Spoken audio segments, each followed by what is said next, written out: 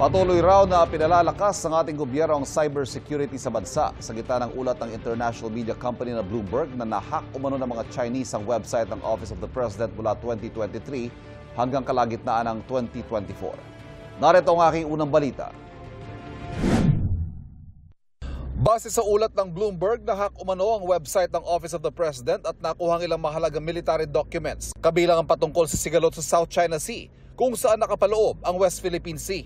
Nangyari umano ito noong 2023 hanggang sa kalagitnaan ng 2024. Pero sabi ng DICT, ang alam nilang huling hacking na may nakuha impormasyon ay sa pagitan ng 2018 hanggang 2022. Wala na umanong bagong hacking na nagtagumpay. We're able to detect them early on. And when we do so, we are able to secure the database. What we've seen so far are old data from many years ago that are being regurgitated or recycled just to make an impression that they were successful in doing so. Hindi rin kinumpirma ng Armed Forces of the Philippines ang napaulat na hacking, pero patuloy umanong pinagtitibay ang cybersecurity ng bansa alinsunod sa utos ng Pangulo bilang Commander-in-Chief.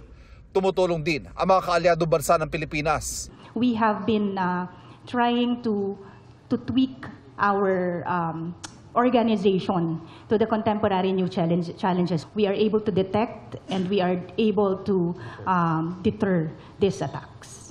Araw-araw, daan-daang libong cyber attacks o mga tangkang pang-hack sa mga website ng gobyerno binabantayan at sinasalag ng DICT.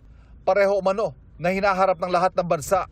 Inaasahang dadami pa umano yan habang paparating ang eleksyon. What's happening is that there are more fake information or disinformation.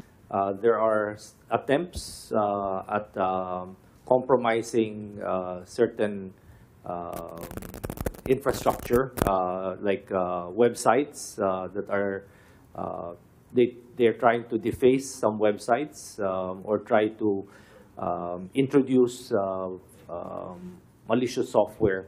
Nagbabala rin ang DICT sa paggamit ng mga scammer at hacker ng aparato para magsingit ng scam text sa mga totoong text ng legit accounts ng mga kumpanya tulad ng mga telco. Napagkakamalan nitong legit kaya sinusunod ng mga nakatanggap kahit na kukunin lang ang impormasyon nila para mapasok ang kanilang e-wallet, bank o social media accounts. Pinag-aaralan na kung paano ito masasawata. Ito ang unang balita. Ivan Merina para sa GMA Integrated News.